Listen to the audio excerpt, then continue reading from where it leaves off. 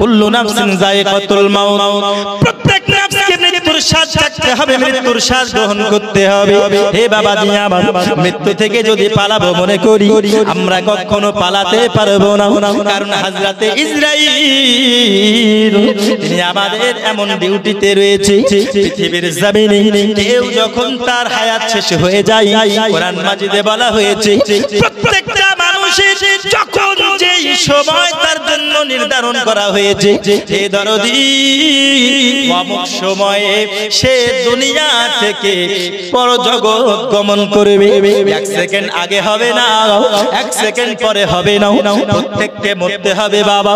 আমরা সকলেই জানি আমাদের সকলকে চলে যেতে হবে। কাউকে যদি আপনি জিজ্ঞাসা করেন, হে বাবাজি আমার, আপনি তো ইন্তেকাল করে যাবেন, আপনি বিশ্বাস করেন? বলে বিশ্বাস করি। আপনি তো এটাও জানেন মৃত্যুবরণ করার সময় যদি আমাদের ঈমান মজবুত না থাকে, মৃত্যুটা কত ভয়ানক হবে আপনি কি জানেন? তাও বলে জানেন, বলবেন তাও আমরা জানি। বলে মৃত্যুর সময় কোন কাফের যখন মারা যায়, তখন আল্লাহর ফেরেশতা মণ্ডলী, আল্লাহ পাক আল্লাহ তাআলার বান্দাদের মধ্যে কেউ যখন মারা যাবে, তার মৃত্যু শয্যায় যখন সজ্জিত হয়ে যায়, দরদি ওই বান্দা যদি ঈমানদার ঈমানদারিনী হয়, ওই বান্দা বান্দির সামনে ইন্তেকালের পূর্বে ঈমানদার যত দূর ধরে তাকাবে, তত দূর আল্লাহর রহমতের ফেরেশতারা ওয়েলকাম করবে। জোরে বলুন না সুবহানাল্লাহ। যেই ব্যক্তি ঈমানদার হবে, ওই ব্যক্তি যত দূর ধরে তাকাবে, আল্লাহর রহমতের ফেরেশতারা তার জন্য অপেক্ষা করবে। এত সুন্দর নূরান্বিত চেহারা, হে বাবাজি আমার, তার জন্য অপেক্ষা করবে। চলো, আল্লাহর যখন হুকুম হয়ে গেছে, ইসরাঈল যখন চলে আসবে, তোমার যখন রূহটা কবজ হয়ে যাবে, আমরা ফেরেশতা মণ্ডলী সহ তোমাকে নিয়ে যাব। জোরে হবে সুবহানাল্লাহ। ফেরেশতা মণ্ডলীরা থাকবে রহমতের ফেরেশতা। আর যখন যদি বেঈমান মারা যাবে, হে দরদি আমার, কোন ব্যক্তি যদি বেঈমান হয়, তার যদি ঈমানটা দুর্বল থাকে, ও যদি আমার নবীকে ভালো না বাসে, ও যদি আল্লাহর প্রতি বেয়াদবি করে, ওর যদি ঈমানটা অন্তর থেকে চলে যায়, ওই ব্যক্তি যখন মৃত্যু শয্যায় সজ্জিত হবে, দরদি ওই ব্যক্তি যত দূর তাকাবে, আল্লাহর রহমতের ফেরেশতাদেরকে দেখতে পাবে। এত ভয়ানক চেহারা হবে বাবা, এত ভয়ানক চেহারা হবে। ওই ফেরেশতার চেহারা দেখার পরে তখন মুর্দা ব্যক্তি এমন জোরে চিৎকার করার চেষ্টা করবে, কিন্তু মৃত্যু শয্যায় সজ্জিত থাকার কারণে ওর চিৎকার যেন গলার উপর থেকে বেরোবে না। আমার বাবাজি সোনামানি, তখন তার আওয়াজ বেরোবে না, গলা তখন শুকিয়ে যাবে। আজকে দেখুন বাবা, গলা তখন শুকিয়ে যাবে, চোখ দুটো যেন বড় বড় হয়ে যাবে, কারণ ওই ফেরেশতার চেহারা কোন রহমতের ফেরেশতার মতো হবে না। ওই ফেরেশতার চেহারা এত ভয়ানক হবে, এত ভয়ানক হবে, দেখে যেন হলকটি শুকিয়ে যাবে। এমন তো অবস্থা বান্দা যখন মারা যায়, মারা যাওয়ার সময়, হে বাবাজি আমার, এত কষ্ট পাবে, এত কষ্ট পাবে, পৃথিবীর জমিনে জিন্দেগিতে ওই রকম কষ্ট পাই নাই। আর একজন মুমিন যখন মারা যায়, ও ব্যক্তি যেমন হাসতে হাসতে মারা যায়, ও যেন মৃত্যুর জন্য অপেক্ষা করে। ও আল্লাহ পাক, তোমার ইসরাঈলকে পাঠাও না, আমি যেন দুনিয়ার কায়েদখানাতে থাকবো না, আমি মৃত্যুর জন্য সব সময় প্রস্তুত আছি। ওগো মাওলা, তুমি আমার কাছে ইসরাঈলকে পাঠাও। ইসরাঈল যখন আসবে, ওই ঈমানদার ব্যক্তির রূহটা যখন কবজ করবে, ওই ব্যক্তির মুখটা যেন হাসতে হাসতে রূহটা বেরিয়ে যাবে। কি করে বেরোবে? হাসতে হাসতে বেরোবে। আপনারা দেখবেন অনেক আশিকে রাসূল যারা মারা যায়, অনেক ঈমানদার যারা মারা যায়, আপনারা সোশ্যাল মিডিয়াতে হোক বা এমনি আপনারা দেখতে পাবেন, দেখবেন তারা হাসতে হাসতে দুনিয়া থেকে অনেক বিদায় নেওয়া ব্যক্তি আপনারা দেখেছেন? দেখেছেন কি দেখেন? যারা ইন্তেকাল করার পরে তাদের চেহারাতে যেন একদম মুচকি হাসি থাকে, আছে না? মুচকি হাসি, ওই হাসিটা এমনি এমনি হয় না। রহমতের ফেরেশতাদেরকে যখন দেখতে পায়, যখন ইসরাইল রূহটাকে কবজ করে নেয়, অ্যাকচুয়ালি মুমিন যারা হবে তারা দুনিয়া থেকে বিদায় নিতে ভয় করবে। জোরে বলুন, ভয় করবে? বলে করবে না। কেন? ও তো আরো দুনিয়া থেকে যাওয়ার জন্য এক্সাইটেড হবে, দুনিয়া থেকে যাওয়ার জন্য আরো বেকারার থাকবে। বলে কেন? কারণ আর দুনিয়াও সিজনুল মুমিনিন, দুনিয়া হচ্ছে মুমিনদের জন্য কায়েদখানা, জেলখানা। আজকে মুমিন যারা হয়, দুনিয়াতে যতদিন মানুষ বর্তমান জেনারেশনে বেঁচে থাকবে ততদিন বান্দা গুনাহ করতে থাকবে, থাকে না? গুনার মধ্যে থাকে। মুমিন বান্দা যারা হবে, এ বাবা আমার সোনা মানিকেরা, মুমিন বান্দা যতদিন দুনিয়ার বুকে আছে ও মনে করবে আমি জেলখানার মধ্যে আছি। আচ্ছা বলুন না বাবা, জেলখানা থেকে যখন কেউ বিদায় নেবে ওই ব্যক্তি আনন্দ হবে না দুঃখিত হবে? জোরে বলুন, আনন্দিত হবে। জেলখানা থেকে যখন কেউ বিদায় নেয়, জেলখানা থেকে যখন কেউ রেহাই পায় ও ব্যক্তি আনন্দময় হয়। আর মুমিনদের জন্য দুনিয়াটা হচ্ছে জেলখানা। ইন্তেকাল হয়ে গেল, জেলখানা থেকে বিদায় নিয়ে নিল। এইরকম মুমিনেরা যখন জেলখানা থেকে বিদায় নেবে ও আপনার কান্না করে না, ও আপনার হাসতে হাসতে বিদায় নেয়। আর যেই ব্যক্তি বেঈমান হবে বাবা, পরজগৎকে যারা ভয় করবে, পরজগৎকে যারা ডরবে, কেন ডরবে না? কেন ভয় করবে না? কারণ বর্তমান সমাধি আজকে পৃথিবীতে কতই না গুনাহ আমরা করেছি, আজকে কত বন্ধু বান্ধবের পাল্লায় পড়েছি, কত নাই নামাজ কাজা করেছি আমরা। এ বাবাজি আমার কতই না পাপ করেছি, আমার নবীর শানে কতই না বেয়াদবি করেছি। আজকে দুনিয়ার বুকে আজকে আমরা চলতে ফিরতে হারাম হালাল বুঝি না। আজকে যখন মারা যাব কষ্ট তো আমাদের হবে, কেন হবে না বাবা? কারণ পৃথিবীর জমিনে আজকে মুসলমান এমন তার পেট হয়ে গেছে, পেট যেন নয়, এ যেন জাহান্নামের গেট, ঠিক না? পেট যেন নয়, জাহান্নামের গেট। বলে হুজুর কেমন করে? বলছে তুমি খাওয়ার সময় একটু হালাল হারাম নির্ণয় করো না, তুমি জুবান দিয়ে যখন কোনো কথা বলো তুমি সঠিক ভুল নির্ণয় করো না, তুমি যখন কারোর সঙ্গে চুগলখড়ি করো ওই ব্যক্তি হকের পথে আছে না বেঈমান তুমি লক্ষ্য করো না। কোনো ব্যক্তির সম্বন্ধে তুমি যখন কোনো গীবত গাও তখন তুমি ওই ব্যক্তি সম্পর্কে জানো না। আজকে দুনিয়ার বুকে যেই কাজগুলো করলে আপনার বড় বড় গুনাহতে লিপ্ত হবে, ওই কাজগুলোতে আমরা লিপ্ত থাকি, তাহলে বলুন বাবা, আমরা যদি দুনিয়ার জমিনে মরণকে ভয় না করি, কাল হাসরের ময়দান মাহশরের প্রান্তর মৃত্যু আমাদের ভয়ানক হবে কি হবে না? জোরে বলুন না। তাই কবি বলছেন, অচেনা অন্ধকার পথে দয়াল ওগো কে যাবে গো তোমার সাথে, অচেনা অন্ধকার পথে দয়াল ওগো কে যাবে গো তোমার সাথে, সে পথে নাই গাড়ি ঘোড়া ওগো চড়তে হবে খাটলিতে, ওগো কে যাবে গো তোমার সাথে? জোরে বলুন। যখন রূহটা বেরিয়ে যাবে বাবা তখন অচেনা অন্ধকার পথে আমাদের সঙ্গে কি কেউ যাবে? জোরে বলুন যাবে। ওগো দুই জনাতে যুক্তি করে ওগো সুন্দর করে গোসল দিয়ে, ওগো দুই জনাতে যুক্তি করে ওগো সুন্দর করে গোসল দিয়ে, কাফনের কাপড় পরিয়ে দিয়ে ওগো তুলে দেবে খাটলিতে, ওগো কে যাবে গো তোমার সাথে। হে বাবা তুমি আমার, যখন আপনি ইন্তেকাল করে যাবেন, দরদি ইসরাইল যখন আপনার কাছে চলে আসবে বাবা, আপনার রূহটা যখন কবজ করবে, দরদি গো আপনার পা থেকে যখন রূহটা টানতে শুরু করবে, হযরতে ইসরাইল পা থেকে রূহটা যখন টানবে, হে বাবাজি আমার, হযরতে ইসরাইল রূহটা যখন পা থেকে আস্তে আস্তে টানবে, আমাদের কতই না কষ্ট হবে, কতই না আমাদের দুঃখ হবে।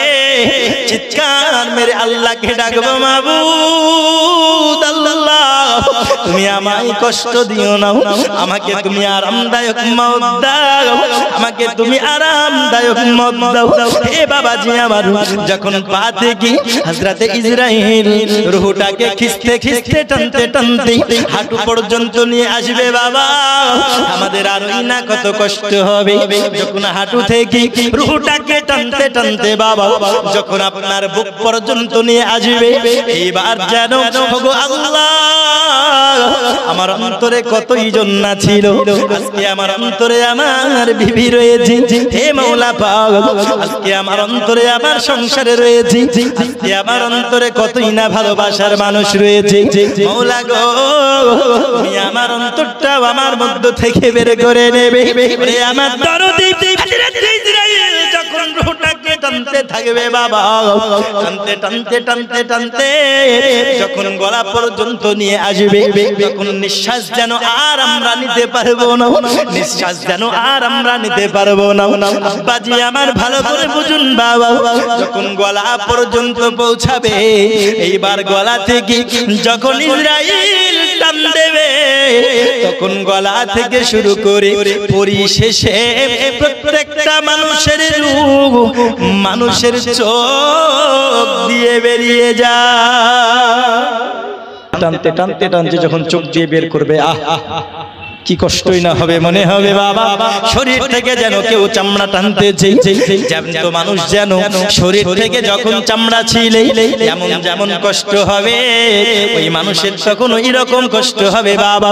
ওরে আমার বাবাজি যখন রূহটা বেরিয়ে যাবে শরীর থেকে বাবা, তখন কতই না কষ্ট হবে। মসজিদের মাইকে এলান হয়ে যাবে, তাড়াতাড়ি গোসল দাও, বোরের পাতা গরম পানি করে নাও এবং ওই মুর্দাকে তোমরা গোসল দিয়ে দাও, কারণ এর বেশি খুন রাখা যাবে না, একে বেশি খুন রাখা যাবে না, কারণ অনেক সময় হয়ে গেছে, আমাদের অনেক কাজ রয়েছে, তাড়াতাড়ি করে গোসল দিয়ে দাও, তাড়াতাড়ি করে গোসল দিয়ে দাও। হে বাবাজি আমার, দুইজন আপনার পানি গরম করতে শুরু করবে, বাবাজি পানি যখন গরম করা হয়ে যাবে, বোরের পাতা দিয়ে পানি যখন গরম করে দেবে, আপনার আমার শরীরে যখন ওই উষ্ণ গরম পানি দেবে, একটু যদি বেশি গরম হয়ে যায় বাবা, আমাদের শরীরে যখন প্রবেশ করবে, আমাদের যদি কষ্ট হয়, আমরা চিৎকার মেরে বলবো ভাইজান একটু পানিটাকে ঠান্ডা পানি মিশিয়ে দাও, একটু পানিটাকে ঠান্ডা হতে দাও, আমার অনেক কষ্ট হয়, আমি দুনিয়াতে কোনো গরম জিনিস খেতে পারতাম না, আমি দুনিয়াতে কোনো গরম জিনিস নিতে পারতাম না। আমার ভাইজান আজকে আমার এই চামড়ার শরীরে যেন গরম পানি নিক্ষেপ করা হয়, একটু পানিটাকে ঠান্ডা করে দাও। যতই চিৎকার করুন না কেন বাবা রে, আমরা কেউ শুনতে পাবো না। মতো অবস্থাতে দুইজনে গোসল করতে শুরু করে দেবে। গোসল করার পর এ আমার দরদি আমাদের সর্বশেষের সম্বল, আমরা যখন খালি হাতে এসেছিলাম যাবো আমরা খালি হাতে বাবা, কিন্তু আপনার দরদি আমাদেরকে 3টে কাফনের কাপড় দেওয়া হবে, ওই কাফনের কাপড়ে ওই দুইজন ব্যক্তি সুন্দর করে কাফন বেঁধে দিয়ে খাটলায় তুলে দেবে। দুইজন যুক্তি করে ওগো সুন্দর করে গোসল দিয়ে ওগো কাফনের কাপড় পরিয়ে দিয়ে ওগো তুলে দেবে খাটলিতে, ওগো কে যাবে তোমার সাথে অচেনা অন্ধকার পথে দয়াল ওগো কে যাবে গো তোমার সাথে। জোরে বলুন, আরো জোরে।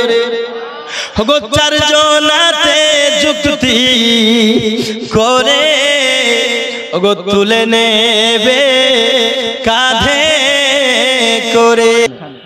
তাই কবি বলছেন, একদিন তোমার নাম মসজিদে হবে এলান। জোরে বলুন, একদিন তোমার নাম মসজিদে হবে এলান। তৈরি থেকো, তৈরি রেখো সুন্নাত আমল ইমান। একদিন তোমার নাম মসজিদে হবে এলান। জোরে বলুন, আরো জোরে বলুন না সুবহানাল্লাহ। একদিন তোমার নাম মসজিদে হবে এলান। একদিন তোমাকে পরিয়ে কাফন সঙ্গী স্বজন করিবে দাফন করবে না। একদিন তোমাকে পরিয়ে কাফন সঙ্গী স্বজন করিবে দাফন। হঠাৎ চলে যাবে আদরের ধন, প্রিয় মা বাবার ভাসিয়ে নয়ন। তৈরি থেকো, তৈরি রেখো কবরের মান সওয়াল। একদিন তোমার নাম মসজিদে হবে এলান। একদিন তোমার নাম মসজিদে হবে এলান।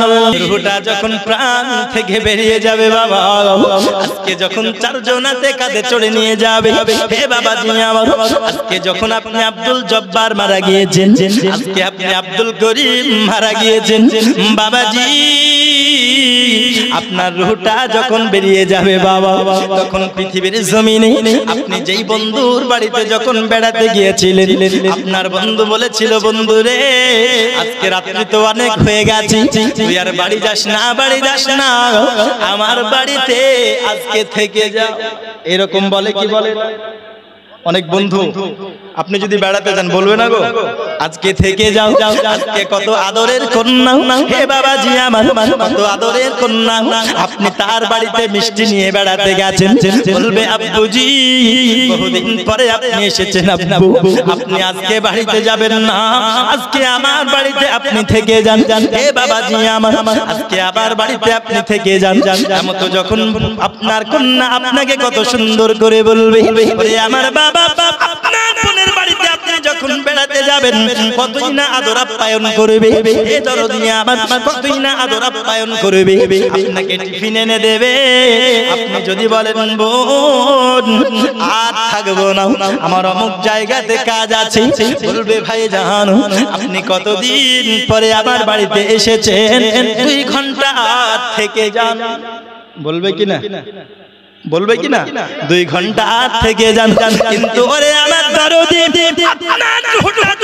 আপনার শরীরে আছে বাবা, কতই জনের ভালোবাসা, কতই জনের মোহাব্বত, কত জনের আপনার প্রতি ভালোবাসা থাকবে, কিন্তু রুহটা যখন বেরিয়ে যাবে বাবা, ওই ভাই আপনাকে বলবে, ওগো গ্রামবাসীরা যদি বেশিক্ষণ শরীর রেখে দাও তবে শরীরটা পচে দুর্গন্ধ বেরোবে, আমাদের অনেক কাজ আছে, আমরা আর থাকতে পারি না, তাড়াতাড়ি করে দাফন করে দাও।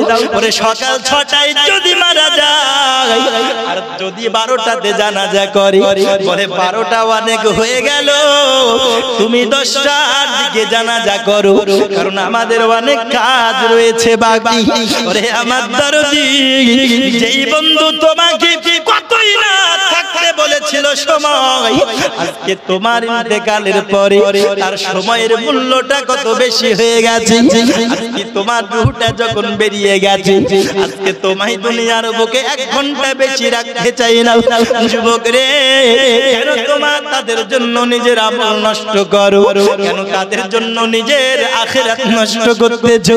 হাদিস শরীফে এসেছে বাবা, দুনিয়া ও মাজিরাতুল আখিরা, আরে দুনিয়া হলো আখিরাতের বাজার, আর দুনিয়া থেকে আখিরাতের বাজার করে নিয়ে যাওয়ার জন্য বাবা দুনিয়াতে কতই না আমল আমাদেরকে করতে হয়, কিন্তু আমরা কতই না আমল ছেড়ে দিই। আমরা নামাজের দিকে অগ্রসর হই না, বন্ধু বান্ধবের পাল্লায় পড়ে কতই না হারাম ভক্ষণ করতেছি। আমরা বন্ধু বান্ধবের পাল্লায় পড়ে কতই না নামাজ কাজা করতেছি। আজকে আমরা কতজনের কথা শুনি, আপনার অন্য ঘরের মেয়ের কথা শুনি, আজকে আমরা বাপ মাকে কষ্ট দিতেছি। রে আমার দরদি, আখিরাত যারা নষ্ট করবে বাবা, হাসরের মাঠে আমার নবীর শাফাত তারা পাবে না। রে আমার বাবা, দুনিয়া থেকে যদি আখিরাতের জন্য আমরা কিছু নিয়ে যেতে না পারি, হাসরের মাঠে আমাদের ভয়ানক পরিস্থিতি হবে। হে বাবাজি আমার, এই বলি বাবা, আজকে যেই বন্ধুর জন্য আপনি আখিরাত নষ্ট করতেছেন, ওই বন্ধু আপনার দাফন করে চলে যাবে, কোনদিন আপনার কবরের পাশে এসে দোয়া করবে না। ওই কন্যার জন্য যার জন্য আপনি কতই না কিছু করতেছেন, সে আপনার জন্য কিছুই করবে না বাবা। দরদি, কোন বন্ধুদের জন্য, কোন পাড়া প্রতিবেশীদের জন্য আপনি এত কিছু করতেছেন, যখন আপনি মারা যাবেন দরদি, 4 কাঁধে করে কবর পর্যন্ত তো নিয়ে যাবে সবাই, কিন্তু কবরে কেউ যাবে না। 4 জনাতে যুক্তি করে ওগো তুলে নেবে কাঁধে করে,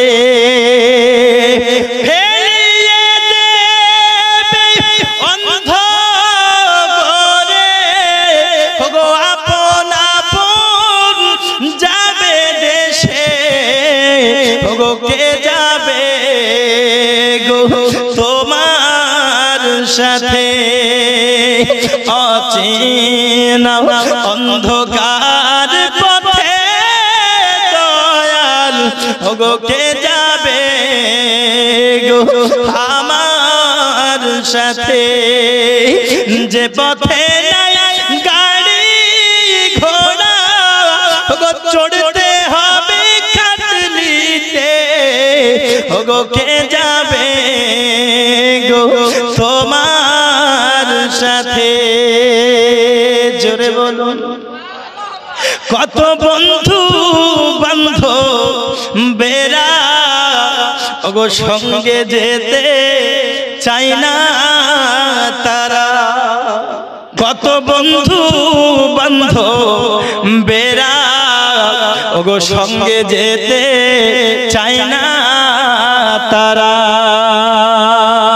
ওগো ছেলে মেয়ে কলিজার টুকরা, ওগো তারাও চাই না যেতে। আচ্ছা ঠিক আছে। ওগো তারাও চাই না যেতে, ওগো কে যাবে গো তোমার সাথে? অচেনা অন্ধকার পথে দয়াল ওগো কে যাবে গো তোমার সাথে? ওগো সেই যে গোর দালান অন্ধকারে, ওগো 2 ফেরেশতা নিবে ধরে। ধরবে না? ধরবে কি ধরবে না? ধরবে। যখন আপনি মারা যাবেন, দুনিয়াতে তো কিছুই করে গেলেন না, ফেরেশতারা যখন সওয়াল করবে জবাব না দিতে পারলে মাটিতে চেপে ধরবে কি না? চেপে ধরে ডান পাশের হাড় বাম পাশে চলে যাবে, বাম পাশের হাড় ডান পাশে চলে যাবে। হে বাবাজি আমার, কবরে যখন সওয়াল করা হবে, ওই কবর ফেরেশতা মণ্ডলীরা সওয়ালের জবাব দিতে যদি পারি, তাহলে জান্নাতের সঙ্গে কানেকশনটা করে দেওয়া হবে। জোরে বলুন না সুবহানাল্লাহ। আর যদি সওয়ালের জবাব দিতে না পারি বাবা, এত কষ্ট আমাদের হবে দরদি, ফেরেশতাকে নিযুক্ত করে দেওয়া হবে অন্ধ একজন ফেরেশতা, যার কোনো চোখ থাকবে না, যার কানে শোনার কোনো শ্রবণ শক্তি থাকবে না, যার শোকার কোনো শক্তি থাকবে না, তাকে হাতে একটা শুধুমাত্র হাতুড় দেওয়া হবে বাবা। ওই ফেরেশতা মণ্ডলী বারংবার আঘাত করতে থাকবে বাবা। মাথাতে যখন মারবে, মাথাটি তখন চূর্ণ বিচূর্ণ হয়ে যাবে। দরদি কতই না হাউমাউ করে কান্না করবেন বাবা। যখন মাটি ডান দিককার বামে চলে আসবে, বাম দিককার ডানে চলে আসবে, কতই না কষ্ট আমাদের হবে।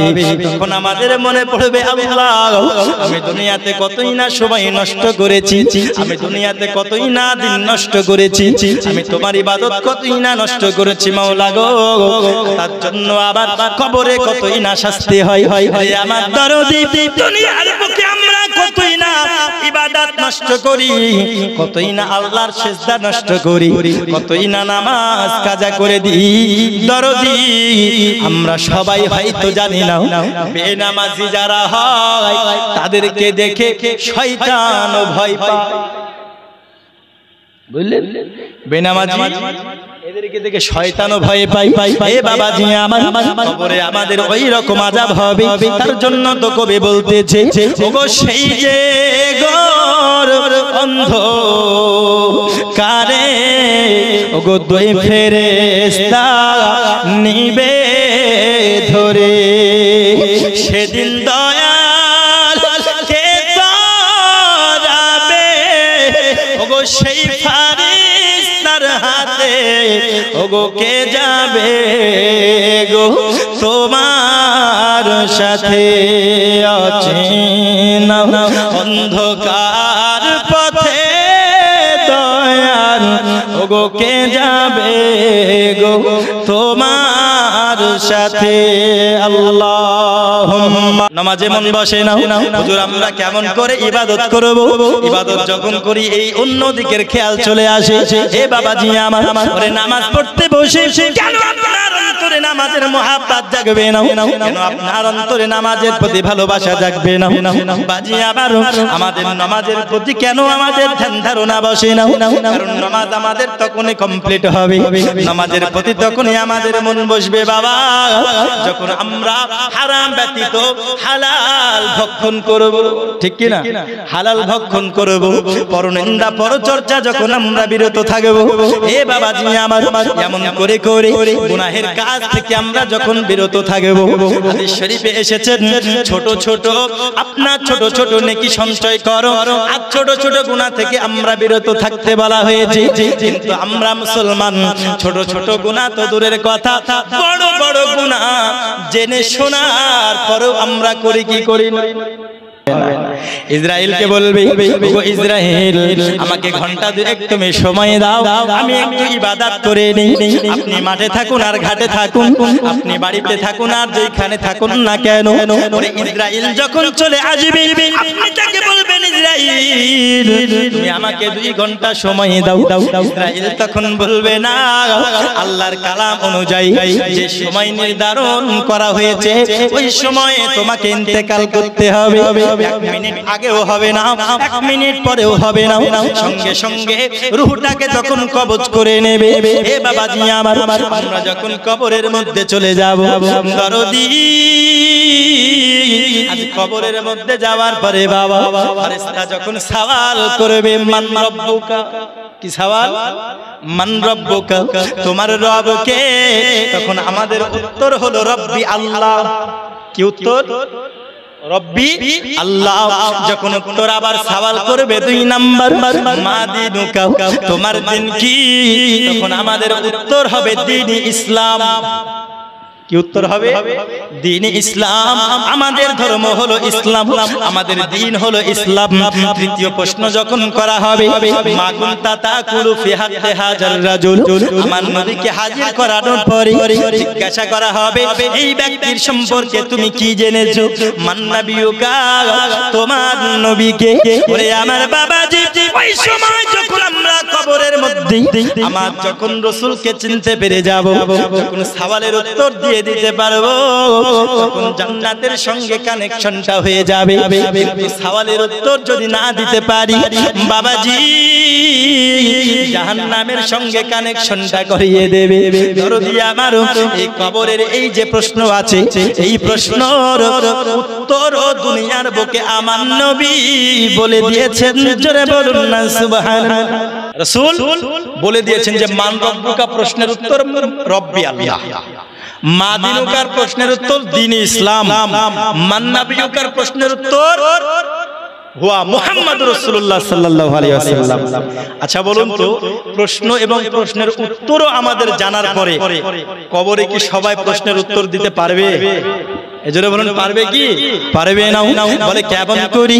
কারণ কবরের প্রশ্নের যদি উত্তর দিতে হয়, হে বাবাজি আমার, ঈমানটাকে মজবুত রাখতে হবে, ঈমানটাকে আমাদের ধরে রাখতে হবে। কারণ পৃথিবীর জমিন থেকে যখন কবরের মধ্যে আমরা যাব, ওই সময় যখন কবরের উত্তর যদি আমাদেরকে দিতে হয়, হে আমার দরদি, তখন আমাদেরকে পৃথিবী থেকে ঈমান সহকারে বিদায় নিতে হবে। আব্বাজি আমার, যে ব্যক্তি দুনিয়া থেকে হাসতে হাসতে বিদায় নিয়েছেন, ওই ব্যক্তি কবরের মধ্যে হাসতে হাসতে উত্তর দেবে। আর যেই ব্যক্তি দুনিয়া থেকে ওই রকম ভয় করে বিদায় নিয়েছে, রহমতের ফেরেশতা দেখে বিদায় নিয়েছে, এই ব্যক্তি বেঈমান হয়ে মারা গেল বাবা। এই ব্যক্তি যখন কবরে প্রশ্ন করা হবে, হা হা লা আদরি, আমি কিছু জানি না, আমি কিছু জানি না যখন বলে দেবে, আল্লাহর গায়বী আওয়াজ চলে আসবে, ফেরেশতা মণ্ডলী দুনিয়ার বুকে কিছু করে নাই, দুনিয়ার বুকে সে ঈমান মজবুত করে রাখতে পারে নাই। হে ফেরেশতা মণ্ডলীরা, তোমরা জাহান্নামের সঙ্গে তার কানেকশনটা ভিড়িয়ে দাও। আযাবের ফেরেশতাদেরকে নিযুক্ত করে দেওয়া হবে।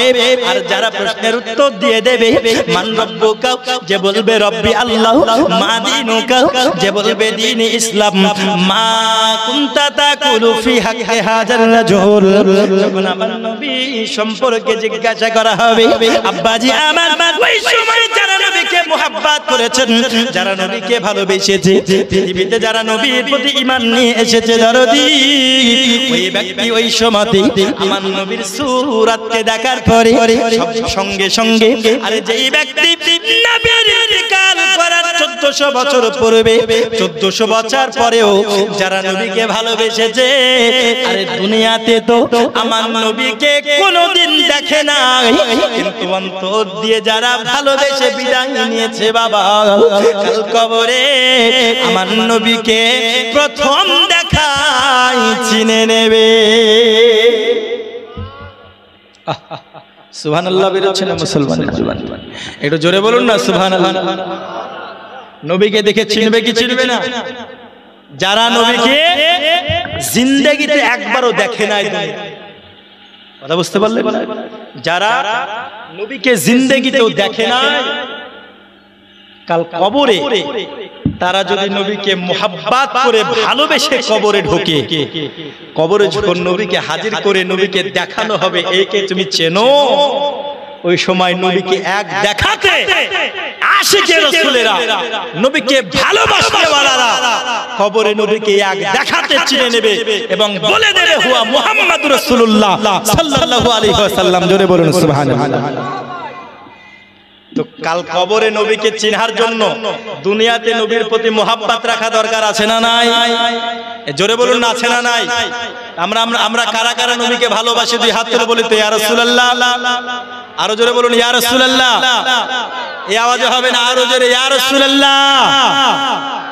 ওগো মোদের দয়ার নবী, ওগো মোদের জিন্দা নবী, তুমি মোদের সাহারা, তোমায় ছাড়া রইতে পারি না। জোরে বলুন সুবহানাল্লাহ। আরে নবীর যারা প্রেমিক হবে, নবীর মোহাব্বত ছাড়া কি তারা থাকতে পারবে? পারবে? কথা আপনারা বলেন না, কথা না বললে ভালো লাগে গো। আপনারা যদি মুখে সাইলেন্ট অবলম্বন করে বসে আছেন, কি বাড়ি থেকে কি কসম টসম কেটে এসেছেন নাকি যে আল্লাহর কসম হুজুর যায় বলে কিছু বলবো না? বাড়ি থেকে আপনারা কিরিটিরে করে এসেছেন, একটু জোরে বলুন না সুবহানাল্লাহ। ও গো মোদের দয়ার নবী, ও গো মোদের জিন্দা নবী, তুমি মোদের সাহারা, তোমায় ছাড়া রইতে পারি না। সকলে বলুন ইয়া রাসূলুল্লাহ, ইয়া হাবিবাল্লাহ, ইয়া হাবিবাল্লাহ। ও গো মোদের দয়ার নবী, ও গো মোদের জিন্দা নবী, তুমি মোদের সাহারা, তোমায় ছাড়া রইতে পারি না। ইয়া রাসূলুল্লাহ বাল্লাহ, ইয়া রাসূলুল্লাহ, ইয়া হাবিব নবী গো তুমি না এলে কে বাজার তো খোদা কে বলে। জোরে বলুন না সুবহানাল্লাহ। নবী গো তুমি না এলে কে বাজার তো খোদা কে বলে। আপনি এসে দিলেন নবী, আপনি এসে দিলেন নবী, স্বয়ং খোদার ঠিকানা, তোমায় ছাড়া রইতে পারি না। ইয়া রাসূল, ইয়া হাবিবাল্লাহ, ইয়া রাসূলুল্লাহ, ইয়া হাবিবাল্লাহ। ও গো মোদের দয়ার নবী, ও গো মোদের জিন্দা নবী, তুমি মোদের সাহারা, তোমায় ছাড়া, তোমায় ছাড়া রইতে পারি না। জোরে তোমায় ছাড়া। চলুন একটু ওলির দিকে যাই, যেহেতু আমরা ওলি আউলিয়া মাননেওয়ালা লোক, ঠিক কি না? ওলিকে আমরা মানে কি মানি না? তার জন্য কবি বলতেছেন খাজা পিয়া তুমি না এলে কে বাজার তো নবীকে বলে। গাউস পিয়া তুমি না এলে কে বাজার তো নবীকে বলে। আপনি এসে দিলেন খাজা, আপনি এসে দিলেন গাউস, দয়াল নবীর ঠিকানা, তোমায় ছাড়া রইতে পারি না। ইয়া রাসূলুল্লাহ, ইয়া হাবিবাল্লাহ। ও গো মোদের দয়ার নবী, ও গো মোদের জিন্দা নবী, তুমি মোদের সাহারা, তোমায় ছাড়া না, তোমায় ছাড়া রইতে পারি না। ইয়া রাসূলুল্লাহ বাল্লাহ, ইয়া রাসূলুল্লাহ, ইয়া হাবিবাল্লাহ। হে বাবাজি আমার, আমরা যখন কবরের মধ্যে যাব, কবরের প্রশ্নের উত্তরের জবাব আমরা দিতে পারবো তখন যখন নবীর প্রতি ভালোবাসা থাকবে। কারণ বাবাজি আমার, কবরের মধ্যে আমার নবীকে দেখানোর পরে বাবা যদি নবীর প্রতি ভালোবাসা না থাকে, যদি নবীর প্রতি মুহাব্বত না থাকে, তখন আমরা কবরে নবীকে যদি চিনতে না পারি, কবরে যদি আমরা আটকা পড়ে যাই, প্রথম মঞ্জিল হলো কবর। কবরে যদি আমরা বেঁধে যাই, হাসর মিজান পুল সিরাত কিচ্ছু পার হওয়া যাবে না। এ আমার দরদি, এই কবরে পার হওয়ার জন্য আমাদের দুনিয়ার বুকে ঈমানটা মজবুত রাখা দরকার আছে না নাই? জোরে বলুন, ঈমান মজবুত রাখার দরকার আছে দরদি। আজকে আমরা বাবাজি ঈমানটাকে মজবুত করে রাখতে পারি না। হে বাবাজি আমার, নবীকে আমরা ভালোবাসতে পারি না। আজকে আমাদের মৃত্যুর সময় কষ্ট কেন হবে দরদি? কাদের কষ্ট হবে? যারা নবীর প্রতি আপনার বিরূপ মন্তব্য করেছে, যারা নবীকে ভালোবাসার কারণে আঙুল উঠিয়েছে, যারা নবীর সম্বন্ধে আইলা মুহাম্মদ লেখার কারণে যারা আজকে এফআইআর করেছে, দিয়েছে তাদের মৃত্যুর সময় কষ্ট হবে। যারা নবীর মুহাব্বতের কথা বললে, যারা বলেছে এটা বেদাত ওটা বেদাত, নবীকে ভালোবাসার কথা বলার কারণে দরদি, যারা বলেছে আমার নবীকে মুহাব্বত করে আল্লাহর কাজ পর্যন্ত পৌঁছিয়ে দিয়েছে, ওরে নবীকে ভালোবাসতে গেলে অনেকে অনেক রকম আমাদেরকে কথা বলেছে বাবাজি, আমরা তাদেরকে কষ্ট হবে বাবা। তাদের রূহটা যখন বের হবে তারা তখন কষ্ট পাবে, তাদের রূহটা যখন বের হবে তখন তারা আযাব পাবে, তাদের রূহটা যখন বের হবে মনে হচ্ছে জানো আপনার গা থেকে আপনার জিন্দা চামড়া ছিলতেছে, তাদের কষ্ট হবে। যারা আমার নবীকে ভালোবাসবে না, নবীর প্রতি যারা ঈমান নিয়ে আসা হবে, নবীকে যারা ভালোবাসনেওয়ালা হবে, তাদের কাছে যখন মালাকুল মউত আসবে বাবা, তারা এমন ভাবে বিদায় নেবে যেন গাড়িতে করে কোন বিবাহ জায়গা থেকে বরকে নিতে আসে। জোরে বলুন না সুবহানাল্লাহ। যেন দাওয়াতের কোন মেহমানকে নিতে আসছে, তারা সব সময় প্রস্তুত থাকবে এবং তাদের মৃত্যুটা আরামদায়ক ভাবে হবে। বলে কেন? কারণ যারা আশিকে রাসূল হয়, যারা রাসূলের প্রেমিক হয়, ওই সময় স্বয়ং রাসূল এসে তার কাছে কালেমার তালকিন করায়। জোরে বলুন সুবহানাল্লাহ। আরো জোরে হবে না সুবহানাল্লাহ। যারা নবীকে ভালোবাসনেওয়ালা হয়, আজকে দেখবেন মানুষের পাশে মানুষ যখন ইন্তেকাল করে যায়, অনেক ব্যক্তি আছে আপনার পাশে বসে কালেমার তালকিন করায়। করায় না? করায়। কালেমার তালকিন করানো জায়েজ আছে, করবে। কিন্তু অনেক ব্যক্তি এরকম আছে বারবার বলবে পড়ো পড়ো, বুঝলেন, পড়ো লা ইলাহা ইল্লাল্লাহ মুহাম্মাদুর রাসূলুল্লাহ, পড়ো, বারবার বারবার করে।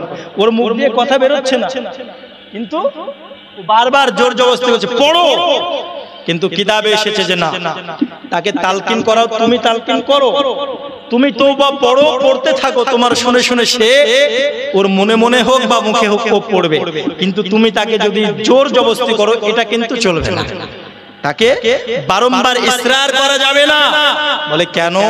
কারণ একজন ব্যক্তিকে দেখবেন একটা হুকুম বারবার বারবার বারবার যদি আপনি করতে যান, ও বিরক্ত হয়ে বলবে যে ধুর করবই না। এরকম আছে না নাই? আপনি যখন আপনার ছেলেকে একটা কথা বারবার বারবার বলবেন, ও রেগে গিয়ে বলবে ধুর, এক কথা বারবার কবার বলবে করবই না এই কাজ, যা চলে গেল।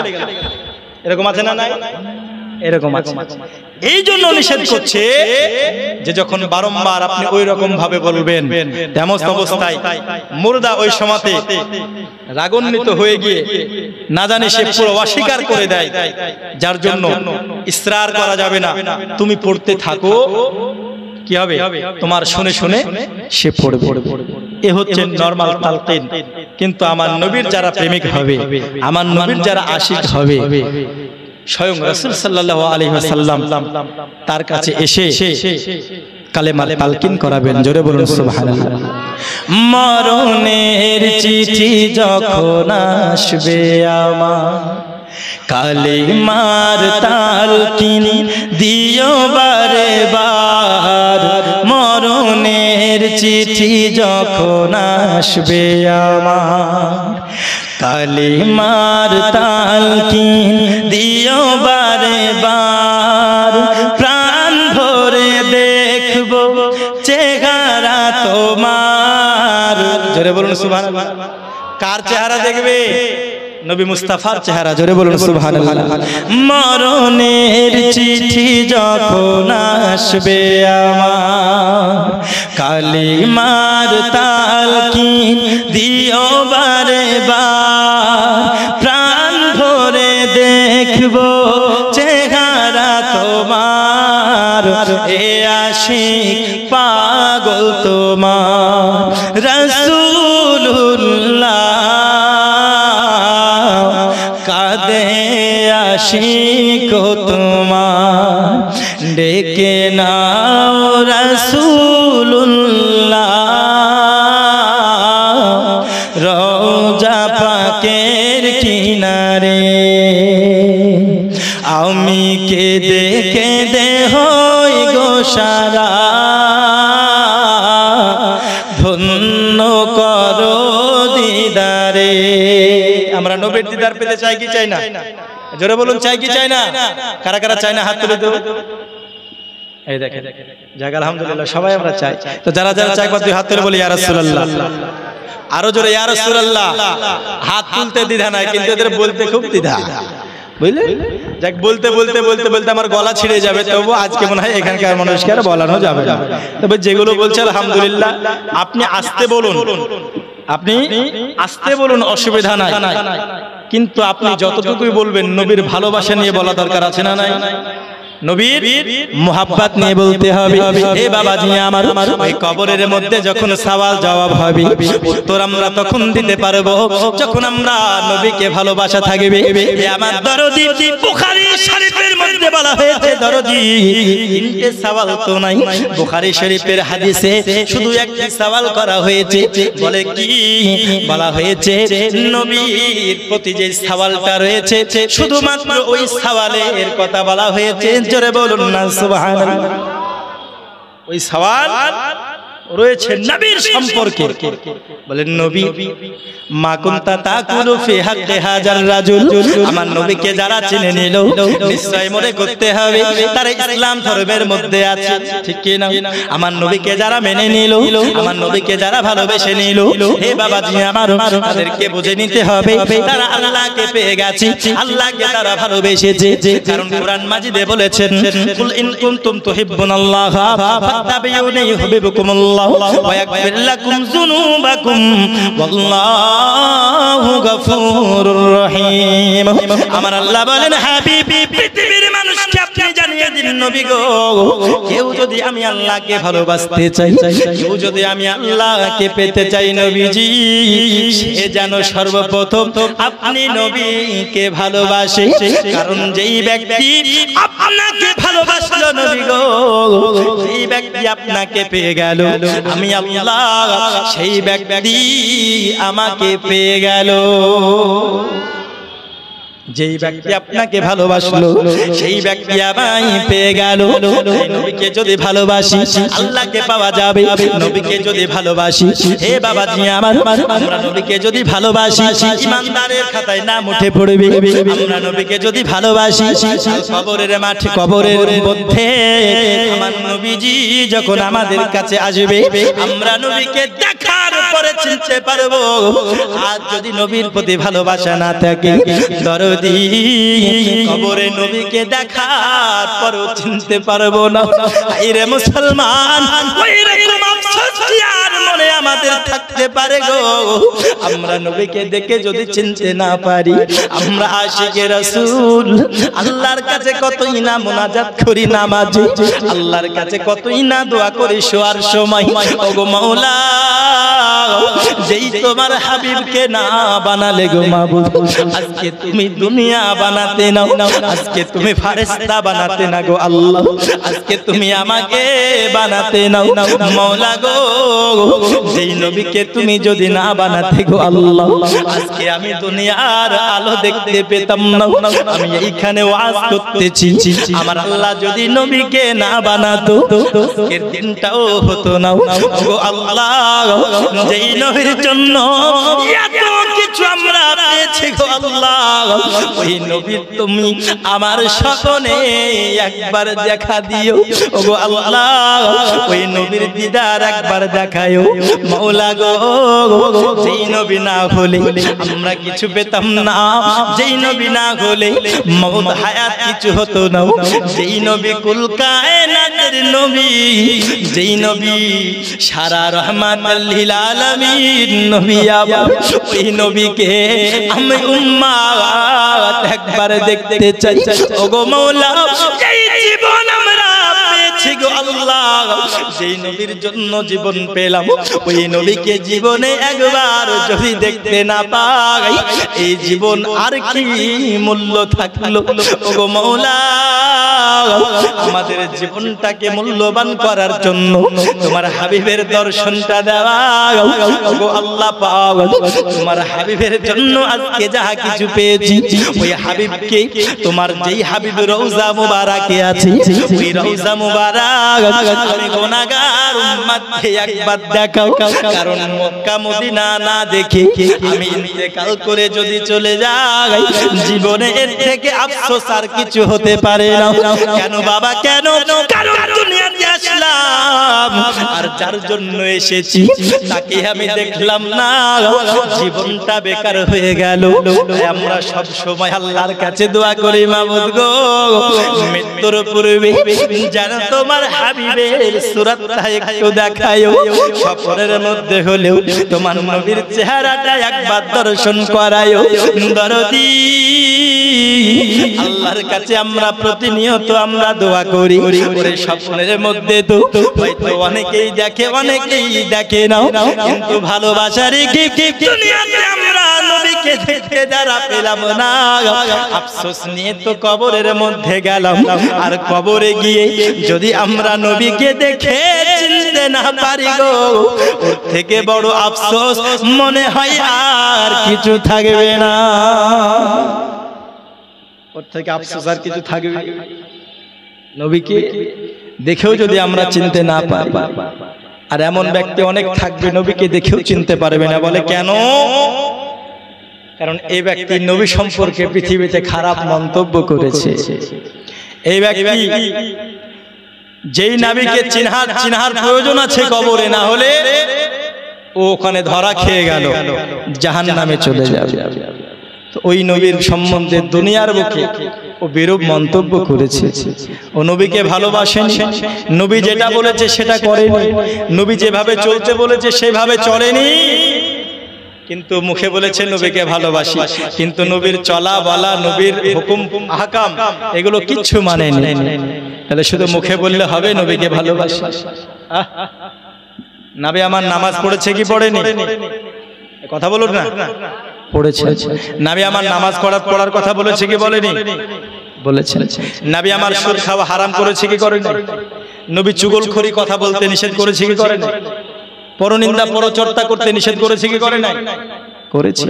হারাম জিনিস ভক্ষণ করতে নিষেধ করেছেন, কিন্তু আমরা নবীর দিওয়ানা, হারাম ভক্ষণ ছাড়বো না। আমরা নবীর দিওয়ানা, জুয়া খেলা বন্ধ করব না। আমরা নবীর দিওয়ানা, নামাজ পড়তে যাব না। আমরা নবীর দিওয়ানা, কখনো ভালো আমল করব না। আমরা নবীর দিওয়ানা, শুনছি দেখছি বুঝছি কিন্তু আমরা পালন করব না। হায়রে নবীর দিওয়ানা, এমন নবীর দিওয়ানা যখন মেরে কবরে চলে যাবে বাবা, ওই নবীর দিওয়ানা আর দিওয়ানা থাকবে না, বরং কবরেও আমার নবীকে ওই দিওয়ানা চিনতে পারবে না। পারবে? চিনতে পারবে না। একবার দরুদ শরীফ আল্লাহুম্মা সাল্লাল্লাহু তাআলা আলাইহি ওয়াসাল্লাম। আমার নবীজি কবরে যখন আমার ফেরেশতা মণ্ডলীরা আমার নবীকে দেখাবে, ওই সবাই নবীকে চিনতে পারা না পারার মতো আফসোস তো আর থাকবে না। থাকবে কি? থাকবে না। বলে কেন? কারণ আশিকে রাসূলেরা সব সময় আমার নবীকে দেখতে চায়, কি চায় না? আচ্ছা, আমরা কারা কারা নবীকে দেখতে চাই বলি তো? আমরা দেখতে চাই তো নাকি? ইনশাআল্লাহ। শুধু একবার দেখিতে চাই, জীবনে আর যে চাওয়া নাই। জোরে বলো। শুধু একবার দেখিতে চাই, জীবনে আর যে চাওয়া নাই। শুধু একবার দেখিতে চাই, জীবনে আর যে চাওয়া নাই। তুমি এই অসহায়েরই যে সহায় রাসূলুল্লাহ, আমার কেউ নেই তুমি ছাড়া সাহারা রাসূলুল্লাহ। বিরহে দিল পুড়ে চরকার যে আমার ইয়া রাসূলুল্লাহ, আমার কেউ নেই তুমি ছাড়া সাহারা রাসূলুল্লাহ, আমার কেউ নাই তুমি ছাড়া সাহারা। আরো জোরে সাহারা রাসূলুল্লাহ। বিরহে দিল বেকার জান, গোলামের জং ধরায় প্রাণ। জোরে বলুন না সুবহানাল্লাহ। বিরহে দিল বেকার জান, গোলামের জং ধরায় প্রাণ। ওয়ারাফানা লাকা যিকরাক তুবুশান ইয়া রাসূলুল্লাহ। ওয়ারাফানা লাকা যিকরাক তুবুশান ইয়া রাসূলুল্লাহ, আমার কেউ নেই তুমি ছাড়া সাহারা রাসূলুল্লাহ, আমার কেউ নেই তুমি ছাড়া সাহারা রাসূলুল্লাহ। রাসূলুল্লাহ বিরহে দিল পুড়ে ছারখার যে আমার ইয়া রাসূলুল্লাহ আমার কেউ নেই তুমি ছাড়া সাহারা আমার কেউ নেই তুমি ছাড়া সাহারা ইয়া রাসূলুল্লাহ কত জনে দেখে তোমায় কলিজা শীতল হয়ে যায় কত জনে দেখে তোমায় কলিজা শীতল হয়ে যায় কত জনে দেখে তোমায় কলিজা শীতল হয়ে যায় আমাকে দাও না দিদার একবার ইয়া রাসূলুল্লাহ আমাকে দাও না দিদার একবার ইয়া রাসূলুল্লাহ আমার কেউ নেই তুমি ছাড়া সাহারা ইয়া রাসূলুল্লাহ হে বাবাজি আমার নবীকে যারা ভালোবেসেছে হাসর মিজান পুলসিরাতে তারা আমার নবীকে পেয়ে যাবে দরদি এই নবীকে যদি ভালোবাসেন মৃত্যুর সময় আরামদায়ক মৃত্যু হবে নবীকে যদি ভালোবাসেন কবরে জান্নাতের সঙ্গে কানেকশনটা হয়ে যাবে কাল হাসরের মাঠে মাহশরের প্রান্তরে নবীকে যদি ভালোবাসি কি উপকার আমরা পাবো দরদি সাহাবায়ে কেরামেরা আমার নবীকে যেন জিজ্ঞাসা করতেছে ও নবীজি কাল হাসরের মাঠে মাহশরের প্রান্তরে আপনি কোন জায়গাতে উপস্থিত থাকবেন আপনার গুনাহগার উম্মতিরা আপনাকে কোথায় খোঁজন করবে কারণ যারা আপনাকে ভালোবাসে গো নবীজি আপনি নবীজি আপনাকে তো অবশ্যই খোঁজার চেষ্টা করবে কারণ যারা আশিক হবে তারা মাশুককে অটোমেটিক খোঁজন করবে জোরে বলুন সুবহানাল্লাহ অটোমেটিক খোঁজন করবে কারণ প্রেমিক যারা হয় ভালোবাসার মানুষ ছাড়া তারা থাকতে পারে না পারে গো তারা থাকতে পারে না দুনিয়ার হারাম রিলেশনটা দেখুন কোন ছেলে কোন মেয়েকে যদি ভালোবাসে ওর জন্য বিস্ফানো করে নিচ্ছি কারণ থেকে তোমাকে আমি কত ভালোবাসি তুমি না পেলে আমি জীবনটা বৃথা করে দেব ওরে আমার দরদি হারাম ভালোবাসার যদি এই রকম পাওয়ার হয় তাহলে আমার নবীকে যারা ভালোবেসেছে আমার নবীকে কেন খুঁজবে না সাহাবায়ে কেরামরা যখন বলতেছে নবী আমার বলে সাহাবারা কাল হাসরের মাঠে আমি নবীজি তিনটে জায়গাতে উপস্থিত থাকবো জোরে বলুন না সুবহানাল্লাহ কয়টা জায়গা তিনটা জায়গায় যারা আমাকে ভালোবাসে যারা আমাকে মোহাব্বত করেছি তারা যদি আমাকে খোঁজন করতে চায় তিনটে জায়গার মধ্যে খোঁজন করতে হবে ওগো নবীজি কেন আমাদেরকে তিনটে জায়গায় খুঁজতে হবে আর আপনি প্রথম কোন জায়গায় উপস্থিত থাকবেন আমায় বলুন আব্বাজি আমার নবীজি তখন বলতেছেন সাহাবারা আমি নবীজি আমি সর্বপ্রথম আমার গুনাহগার উম্মতদেরকে যখন সূর্য তারা দাঁত উপরে চলে আসবে রে আমার উম্মতেরা যখন জিহ্বা শুকিয়ে কাঠ হয়ে যাবে আমার সাহাবা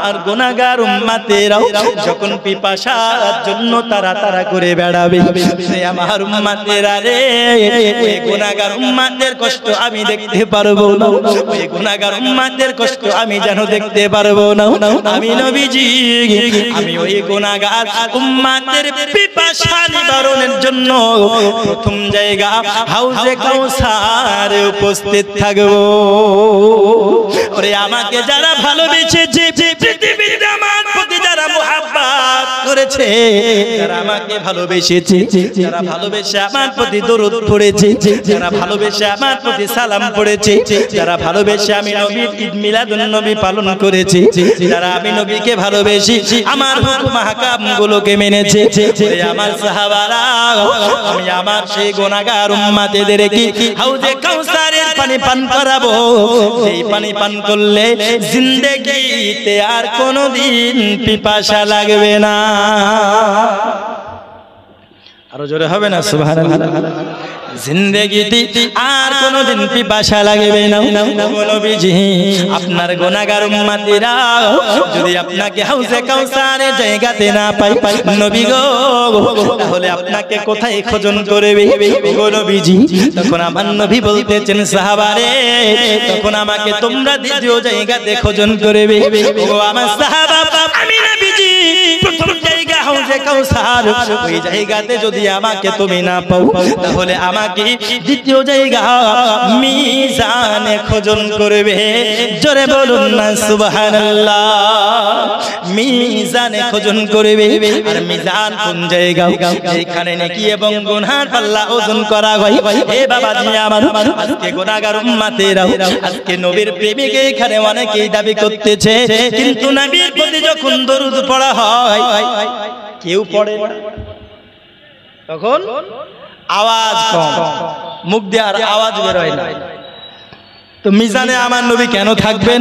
বলতেছেন আমার গুনাহগার উম্মতির যখন নেকির পাল্লা হালকা হয়ে যাবে, গুনার পাল্লা ভারী হয়ে যাবে, আমি নবীজি ওই সময় আমার গুনাহগার উম্মতির নেকির আমলে আমি তাদের দুনিয়াতে আমি নবীর প্রতি যেই দরুদ পড়েছি সেই দরুদের ফজিলত, ওই দরুদের বরকত তার নেকিতে যখন দিয়ে দেব, যেই নেকি হালকা হয়ে গেছিল ওই নেকি ভারী হয়ে জান্নাতে যাবে। ওই নেকি ভারী হয়ে জান্নাতে যাবে। বলে কি দেবে? বলে অন্য কিছু নয়, যদি নেকি আমার হালকা হয়ে যায় আর জিন্দেগিতে যদি আমার নবীর প্রতি ভালোবেসে দরুদ পড়ে আমরা থাকি, তো এই দরুদের ফজিলত কাল হাসরের ময়দানে আমাদের আমল নামায় নবী দিয়ে দেবেন। কিন্তু আজকে আফসোস মুসলমান, সেই নবীর প্রতি দরুদ আমরা পড়ি না। আচ্ছা বলুন তো, মিজানে আমরা সেই ফায়দা নিতে চাই কি চাই না? মিজানে যদি আমাদেরকে ফায়দা নিতে হয়, দেখছেন এখন যদি আমি জিজ্ঞেস করি যে জান্নাতে কারা কারা যাবেন, হাত তুলুন তো। সবাই হাত তুলুন, তুলবে না? সবাই হাত তুলবে। এবার আমি বলি কাল থেকে 5 ওয়াক্ত নামাজে কারা কারা যাবেন, হাত তুলুন তো। আর পাওয়া যাবে? পাওয়া যাবে কি? আর পাওয়া যাবে না। ভালো লাগছে না হাত তুলতে। আমার নবীজি দুই জায়গা মিজানে উপস্থিত থাকবে বাবা। সাহাবায়ে কেরামেরা জিজ্ঞাসা করতেছে, ও আমার দরদি নবীজি, আমাদের জানতে তো বড় ইচ্ছা হয়, হে আমার নবী গো সাল্লাল্লাহু আলাইহি ওয়াসাল্লাম, আমাকে একটু আপনার জানান না, আমাদেরকে একটু আপনি বলুন না, আপনার গুনাহগার উম্মাহ যখন আপনাকে হাউজে কাউসারে পাবে না গো আমার নবীজি, আপনাকে যখন মিজানে পাবে না গো নবীজি, আপনাকে তখন কোথায় খোঁজন করবে? তখন আমার নবী বলতেছে, উম্মতেরা রে, আমি নবীজি যদি প্রথম জায়গায় না থাকি দ্বিতীয় জায়গায় তোমরা খোঁজন করবে, আর যদি দ্বিতীয় জায়গায় আমি না থাকি তৃতীয় জায়গায় খোঁজন করবে। ওগো নবী গো, তৃতীয় জায়গাটি কোনটা? তখন আমার নবী বলতেছে, তৃতীয় জায়গাটি হলো ওই জায়গা যেই জায়গাটি পার সবাই করতে পারবে না, ওই জায়গাটি হলো পুলসিরাতের জায়গা। আমি নবীজি ওই জায়গাতে যখন আমার গুনাহগার উম্মতেরা পার হবে, কেউ বা কেটে কেটে পড়বে, কেউটা বিদ্যুতের নাই পার হবে, কেউ বা জাহান্নামে পড়ে যাবে।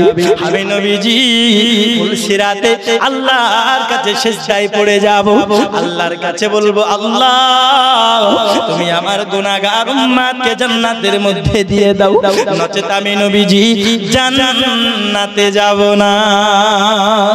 হাদিস শরীফে এসেছে, আমার নবীজি কতক্ষণ পর্যন্ত জান্নাতে যাবে না, যতক্ষণ পর্যন্ত একটি গুনাহগার উম্মত জাহান্নামে থাকবে, আমার নবীজি কতক্ষণ জান্নাতে যাবে না,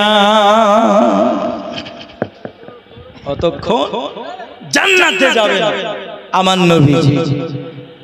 নবীর প্রতি যাদের ভালোবাসা থাকবে, হাদিস শরীফে এসেছে, রায় পরিমাণ যার অন্তরে নবীর ভালোবাসা আছে সেই ব্যক্তিকে না নিয়ে নবী আমার জান্নাতে যাবে না। জোরে বলুন সুবহানাল্লাহ। আরো জোরে হবে না সুবহানাল্লাহ? জান্নাতে যাবে না আমার নবী সাল্লাল্লাহু আলাইহি ওয়াসাল্লাম।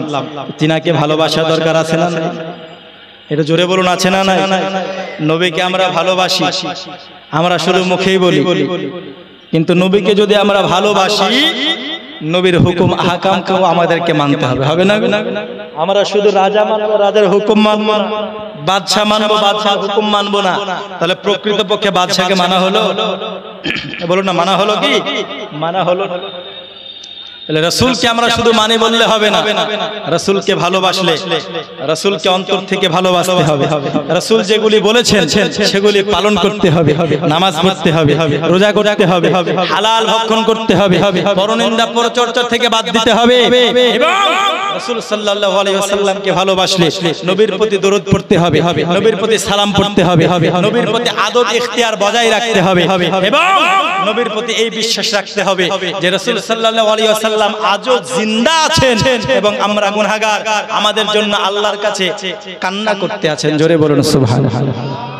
নবী কখনো নিজের জন্য চিন্তা করেননি, নবী কখনো নিজের জন্য আল্লাহর কাছে দোয়া করেননি, চিন্তা করেননি। আমার নবী যদি কেঁদেছেন, আমার নবী যদি চিন্তা করেছেন একমাত্র গুনাহগার উম্মতের জন্য। জোরে বলুন সুবহানাল্লাহ।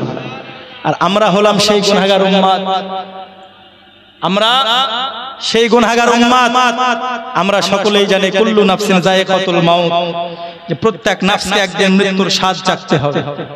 কিন্তু আফসোসের বিষয় হলো মৃত্যুর পূর্বে আমরা দুনিয়া থেকে আখিরাতের জন্য বাজার করে নিয়ে যেতে পারি না। আখিরাতের বাজার কি গো?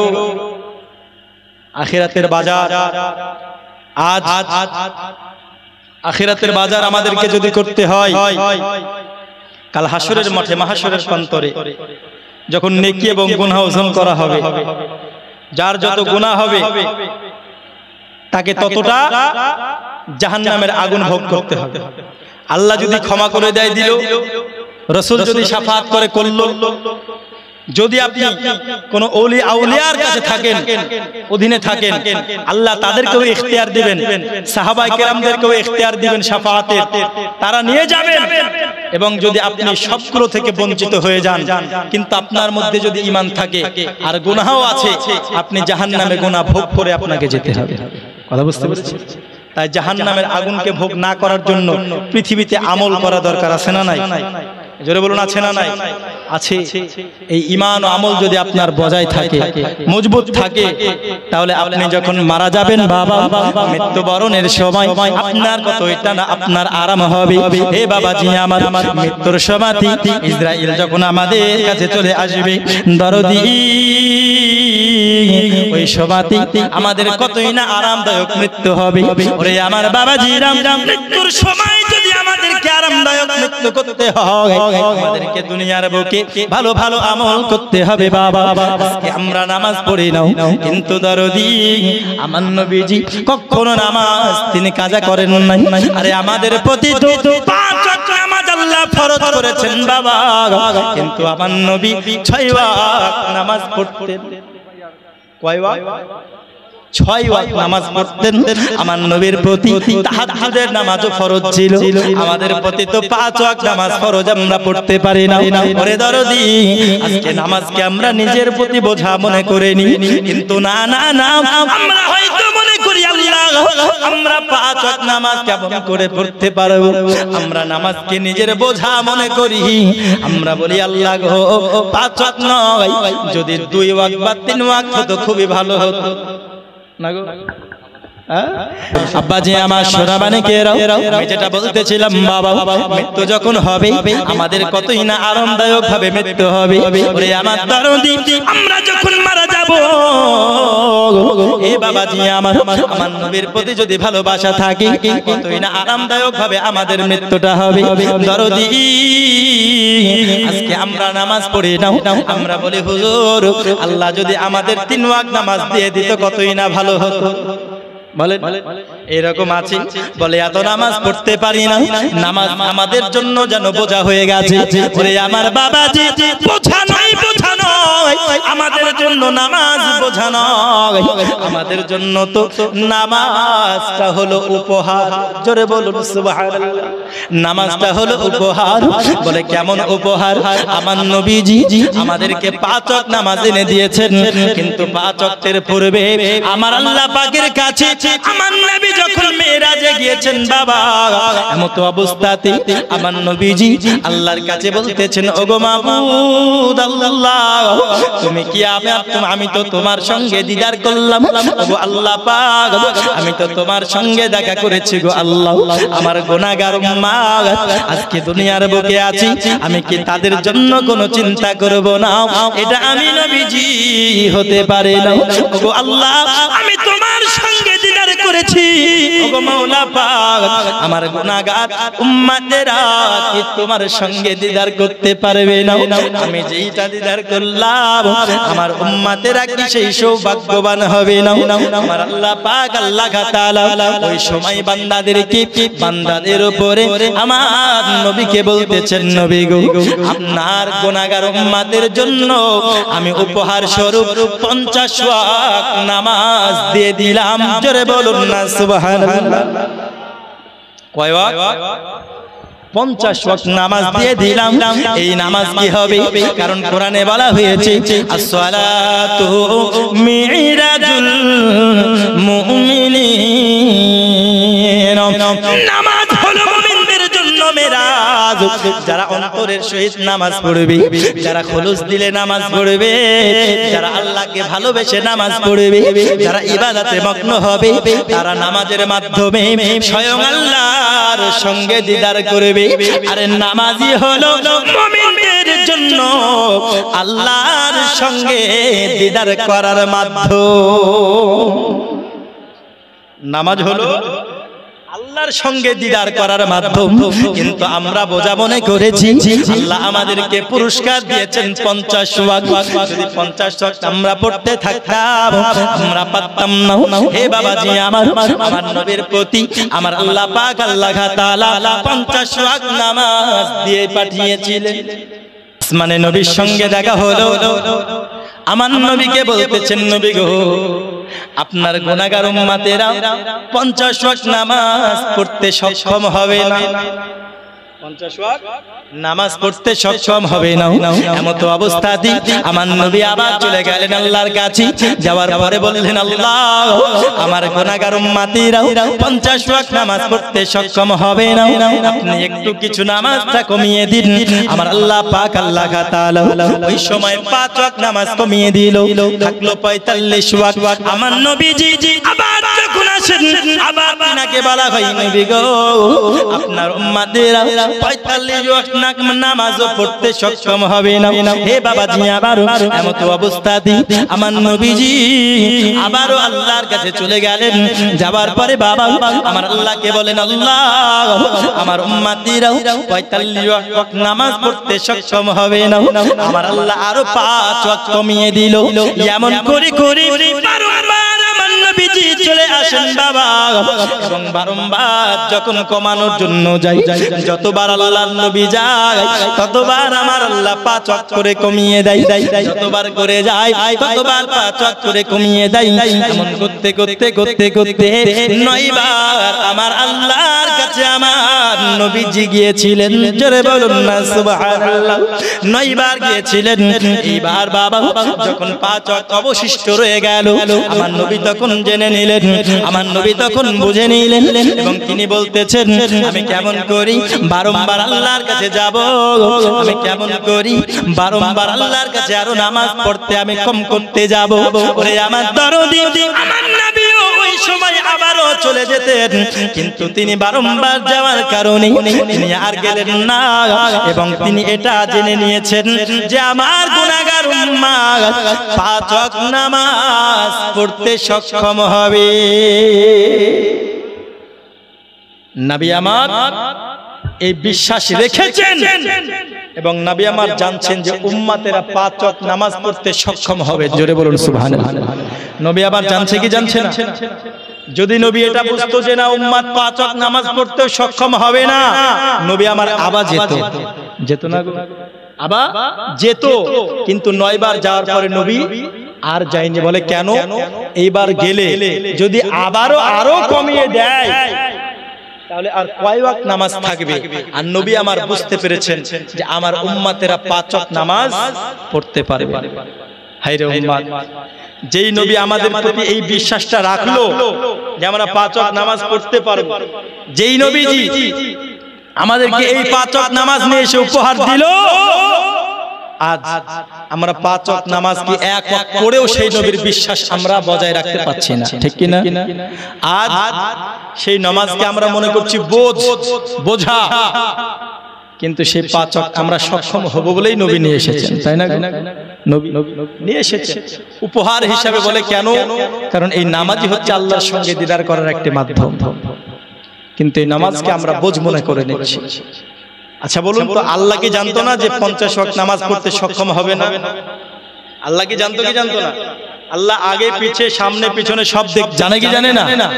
এ জোরে বলুন, জানে কি জানে না? সব জানে। আল্লাহ জেনে শুনে 50 ওয়াক্ত নামাজ কেন দিল? কারণ আল্লাহ পাক আল্লাহ তাআলা এই জন্য দিয়েছেন যে 50 ওয়াক্ত নামাজ যখন নবীকে দিল, নবী আমার আসলেন, আসার পরে তিনি চিন্তা করলেন, বললেন, আবার তখন ফিরে গেল। একবার গেল, দুইবার গেল, তিনবার গেল, আর আল্লাহর সঙ্গে দিদার করে এসে নবী আমার যেন আরো 9 বার আল্লাহর কাছে ফিরে যান এবং আল্লাহর সঙ্গে যেন আরো 9 বার আমার নবীর দিদার হয়। আমার আল্লাহ এটা চেয়েছেন যে নবীর সঙ্গে আর 9 বার আমার দিদার হবে, যার জন্য আল্লাহ 50 ওয়াক্ত নামাজ দিয়েছেন। জোরে বলুন সুবহানাল্লাহ।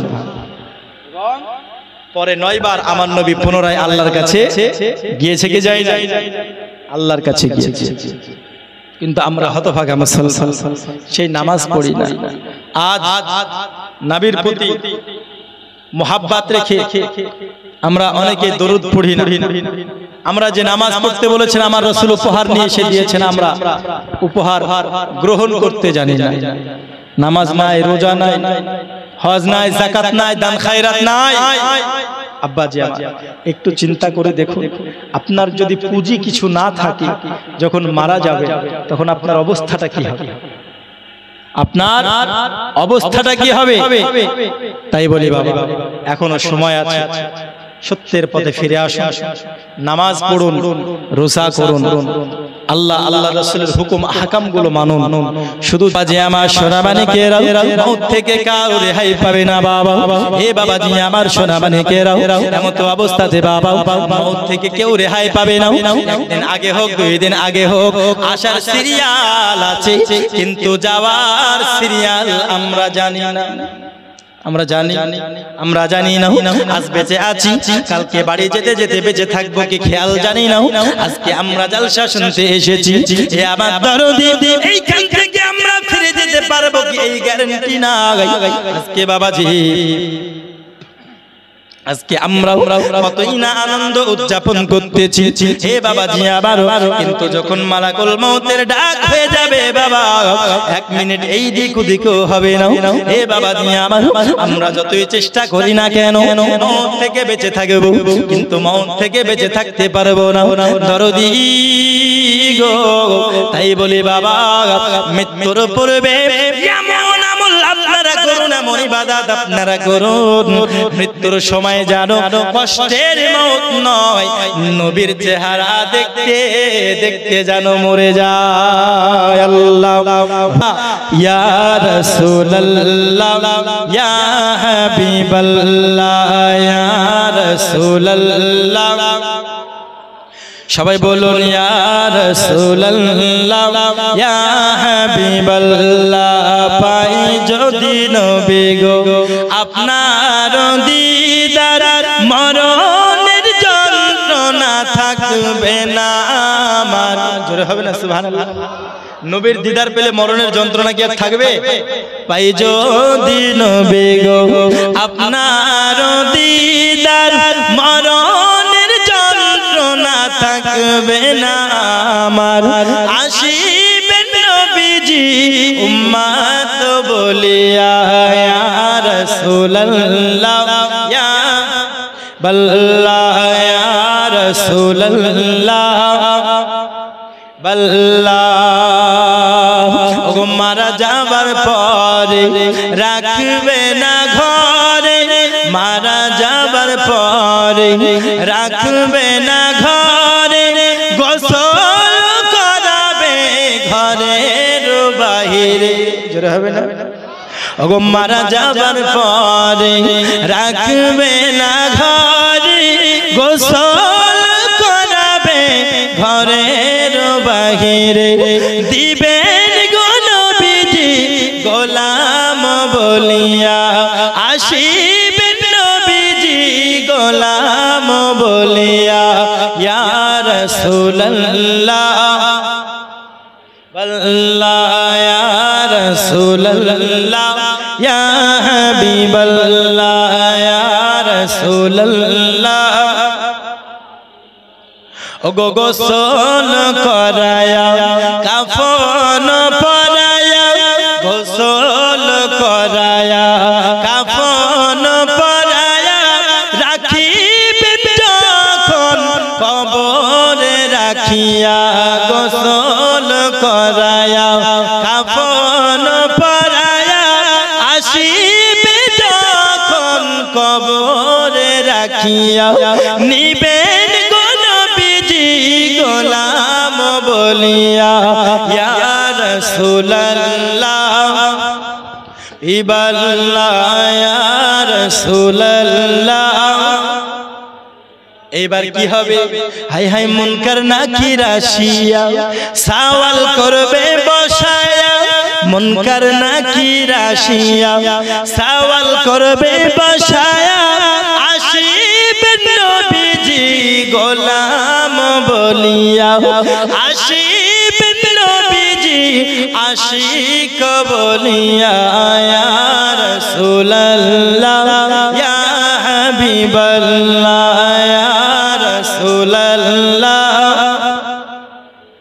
জোরে বলুন না ইয়া রাসূলুল্লাহ ইয়া হাবিবাল্লাহ আমার মওতের নিদান কালে থাকিও নবীজি আমার শিয়রে জোরে বলুন আমিন আর জোরে বলুন আমিন হায় হায় আমার মওতের নিদান কালে থাকিবেন নবীজি আমার শিয়রে আসিয়েন নবীজি গোলাম বলিয়া ইয়া রাসূল ইয়া হাবিবাল্লাহ ইয়া রাসূলুল্লাহ ইয়া হাবিবাল্লাহ ইয়া রাসূলুল্লাহ ইয়া হাবিবাল্লাহ হে বাবাজি আমার বাগে যখন তাড়া করতেছি তখন পানের ভয়ে ব্যক্তি পলায়ন করতেছে বাবা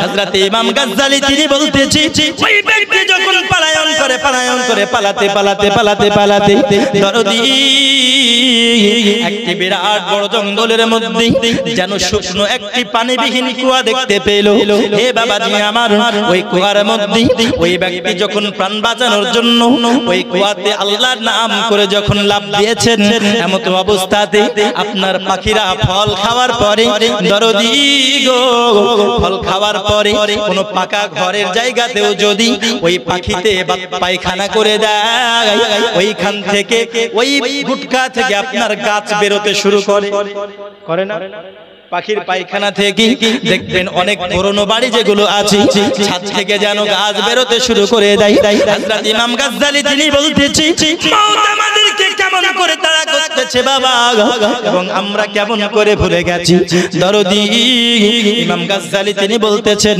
ওই ব্যক্তি যখন তাড়া করতেছে বাগি হঠাৎ করে যেন ওই পানিবিহীন কুয়াতে ওই ব্যক্তি যেন ঝাঁপ দিয়ে দেয় যেই কুয়ার মধ্যে শুকনো ডাল ঝুলতেছিল বাবা ওই ডাল যেন ধরে যেন হঠাৎ করে ঝুলতে শুরু করেছে এমন তো অবস্থা দি ওই ব্যক্তি যেন নিচে যখন তার নজরে গিয়েছেন আল্লাহু আকবার সুবহানাল্লাহি ওয়া বিহামদিহি হে বাবাজি আমার কুয়ার দিকে যখন নজর দিয়েছে দরদি ওই ব্যক্তি দেখতেছেন কুয়ার মধ্যে যেন বিরাট বড় একটি আজদাহা সাপ হা করে রয়েছে হঠাৎ করে যেন এই ব্যক্তি এইবার আরো চিন্তিত হয়ে গেল বাবা ওই ব্যক্তি ধারে ভাই করতেছি ওগো মাবুদ আল্লাহ উপরে যদি যায় আমায় বাগে খেয়ে নেবে আর নিচে যদি যায় তবে সাপে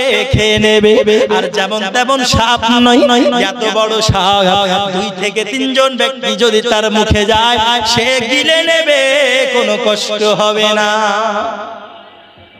এত বড় সাপ হা করে আছে নিচ থেকে। হে বাবাজি আমার, উপরে আছে বাঘ, নিচে আছে সাপ, মধ্যস্থলে ব্যক্তি ঝুলতেছে, প্রাণের ভয় করবে। কি করবে? প্রাণের ভয় করবে না গো? আপনাদেরকে যদি বাঘে তাড়া করে আস বলে আদর করবেন নাকি? প্রাণের ভয়ে পালায়ন করবে। পালাতে পালাতে পালাতে পালাতে, হে বাবাজি আমার, পালাতে পালাতে পালাতে পালাতে ওই অবস্থায় যখন হয়ে গেল সিচুয়েশন ক্রিটিক্যাল, নিচে যখন যাবে সাপ, উপরে যদি যাই বাঘ কখনো ওখান থেকে হটে না। ওরে আমার বাবাজি হঠাৎ করে যেন দেখতেছেন ওই ব্যক্তি, ইমাম গাজ্জালী আলাইহির রাহমাত তিনি বলতেছেন যেন ওই ব্যক্তি দেখতেছে ওই গাছের কাছে আপনার মৌমাছিরা অল্প অল্প অল্প অল্প করে মৌচাক তৈরি করেছে এবং পুরো মৌচাকে মধুতে ভরপুর। এইরকম সিচুয়েশনে ভয় করবে কি করবে না? উপরে গেলে খাবে কে? বাঘে। নিচে গেলে খাবে কে? সাপে। চারিদিকে ভয়। এও ঝুলতে ঝুলতে হঠাৎ যেন তার চোখ পড়লো কিসে? একটি মৌমাছি মধুর চাক তৈরি করেছে। হে বাবাজি আমার, ওই মধুর চাক তৈরি করেছেন। মধুর মাছিরা মৌচাক তুলে আনতে আনতে আনতে আনতে এত সম্পন্ন মধু হয়েছে, এত পরিমাণে মৌচাকে মধু ঝলঝল করতেছে বাবা, যেন মৌচাক থেকে টোপে টোপে মধু নিচে পড়ে যায়। হঠাৎ করে যেন ওই ব্যক্তির যখন মধুর দিকে নজর চলে যান, এমন তো অবস্থাতে আর যেন লোভ সামলাতে পারলো না বাবা। হঠাৎ করে বাবা ওই ব্যক্তি এক হাত দিয়ে ডালকে ধরেছি আর এক হাত দিয়ে ওই মধুটাকে আঙুলের উপরে নিয়েছেন। আঙুলের উপরে নেওয়ার পরে যখনই জিহ্বাতে দিয়েছে দরদি, জিহ্বাতে দেওয়া সারা উপরে বাঘ রয়েছে, নিচে সাপ রয়েছে। ওই ব্যক্তি সব কথা ভুলে গেছে। ওই মধুর এত স্বাদ, এত স্বাদ লেগেছে মধু, ওই মধুর স্বাদ পেয়ে আপনার বিপদের কথা ভুলে গেছে, সাপের কথা ভুলে গেছে, আপনার বাঘের কথা ভুলে গেছে। দরদি ইমাম গাজ্জালী আলাইহির রাহমাত তিনি বলতেছেন, লাতিফা হিসাবে তিনি শিক্ষা দিতেছেন এই কথা থেকে। ওরে আমার দুনিয়ার মানুষেরা শোনো, পৃথিবীর জমিনে তোমরা তো কতই না পাপ করতেছো, তোমরা কতই না গুনাহ করতেছো, তোমরা কতই না রাহাজারি করতেছো, কতই না মারামারি করতেছো, গুনাহের কাজ তোমরা করো। ওরে আমার নবীর উম্মতেরা তোমরা শোনো, যেই বাঘ তাড়াও করতেছিল ওই বাঘ অন্য কেউ নয়। আজকে প্রত্যেকটা মানুষকে ওই বাঘ সব সময় তাড়াও করতে আছে। যেই বাঘ অন্য কেউ নয়, ওই বাঘ হলো হযরতে ইসরাঈল মালাকুল মউত, যে সব সময় তোমার পিছু লেগে আছে। জোরে হবে না সুবহানাল্লাহ? যে বাঘ তাড়া করতেছে ওই বাঘ অন্য কেউ নয়, ওই বাঘ হচ্ছে হযরতে ইসরাঈল মালাকুল মউত, তোমার রূহকে কবজ করার জন্য তোমার পিছু লেগে আছে। আচ্ছা বলুন তো, মউত সব সময় আমাদের পিছু লেগে আছে না নাই? জোরে বলুন আছে না নাই? এই জন্য দেখুন 10 দিনের সন্তান ইন্তেকাল হচ্ছে, ওর কাছেও মউত পৌঁছে যাচ্ছে, পৌঁছাচ্ছে না? ওর কাছেও পৌঁছে যাচ্ছে। 20 বছরের যুবক তাগড়া জওয়ান, ওর কাছেও মউত পৌঁছে যাচ্ছে। 60 বছরের বুড়ো, ওর কাছেও মউত পৌঁছে যাচ্ছে। মায়ের গর্ভে থাকা অবস্থাতেও মালাকুল মউত পৌঁছাচ্ছে কি পৌঁছাচ্ছে না? প্রত্যেকটা জায়গাতে মউত পৌঁছে যাচ্ছে। হযরত ইমাম গাজ্জালী আলাইহির রাহমাত তিনি বলতেছেন, হে বাবাজি আমার, যেই সাপ তোমার জন্য হা করেছিল ওই সাপ আর অন্য কেউ নয়, ওই সাপ স্বরূপ হলো তোমাদের ভবিষ্যতের আসল বাড়ি। জোরে বলুন না সুবহানাল্লাহ। আসল বাড়ি ওই সাপের হাত, অন্য কিছু নয়, ওই কবর। যে কবর তোমার জন্য অপেক্ষা করতেছে, যে সাপ তোমার জন্য অপেক্ষা করতেছে হা করে, ওই রকম তোমাদের কবর তোমাদের জন্য অপেক্ষা করতেছে। ওরে বান্দা তোমরা এসো, আমি মাটির মধ্যে তোমাকে আসতে হবে।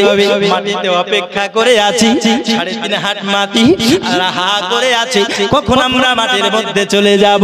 হে বাবাজি আমার, এমন করে করে আমাদেরকে যখনই হোক ইন্তেকাল যদি হয়ে যায়, মালাকুল মউত আমাদের পিছু লেগে আছে। যখন আমাদের মালাকুল মউত রূহটা বের করে নেবে, তখন আমাদের রূহটা ওই গর্তে, সাপের গর্তের মধ্যে পড়ে যাবে কি যাবে না? বলো না, যাবে কি না? সাপের গর্ত উদাহরণ দিয়েছে, সাপের গর্ত দিয়ে, কিন্তু আসলে সেটা কি? সেটা কি বলুন না? সেটা কবর। তো একদিন না একদিন আমাদেরকে কবরে যেতে হবে না গো? হবে কি হবে না? হবে, আমাদেরকে কবরে যেতে হবে। হে বাবাজি আমার, কিন্তু কবরের কথা ভুলে গেছি আমরা, হাসরের কথা ভুলে গেছি দরদি। আজকে আমরা কবরের কথা ভুলে গেছি, মালাকুল মউতের কথা ভুলে গেছি, মরণের কথা ভুলে গেছি বাবা। হে বাবাজি, মালাকুল মউত তাড়া করতেছে, কবর আমাদের জন্য অপেক্ষা করতেছে। কিন্তু যে মধুর কথা বলেছিলাম, সেই মধুর সঙ্গে কার তুলনা দিয়েছেন ইমাম গাজ্জালী রাহমাতুল্লাহি আলাইহি। তিনি বলছেন সেই মধু অন্য কিছু নয়, সেই মধুটা হচ্ছে দুনিয়া। সেই মধুটা কি? দুনিয়ার এত স্বাদ, দুনিয়ার এত টেস্ট, দুনিয়ার এত মায়া মমতা, এত ভালোবাসা, এত স্বাদ, দুনিয়ার সামান্য স্বাদকে গ্রহণ করতে গিয়ে কবরের কথা আমি ভুলে গেছি। সেই দুনিয়ার সামান্য স্বাদকে আমি চাকতে গিয়ে মালাকুল মউতের কথা উপরে আমি ভুলে গেছি। তো এই দুনিয়ার সামান্য স্বাদ চাকতে গিয়ে আজ মানুষ হাসর নাসর, মিজান, পুলসিরাত, কবর, এই সমস্ত কিছু মানুষ আজকে খারাপ করছে কি করছে না?